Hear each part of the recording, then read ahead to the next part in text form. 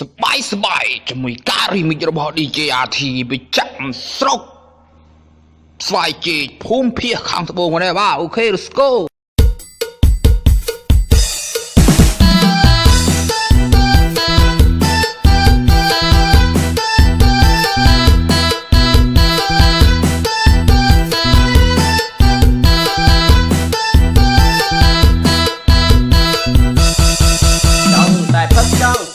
ផឹកស្រាស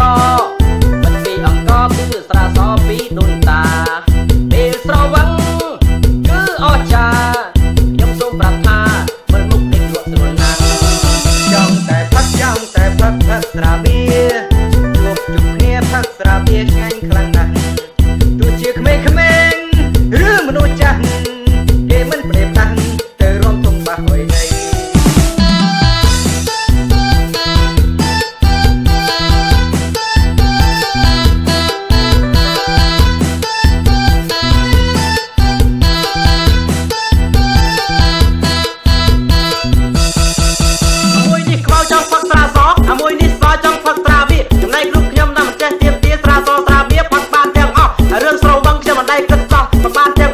ឆៅដូចគ្នាទេ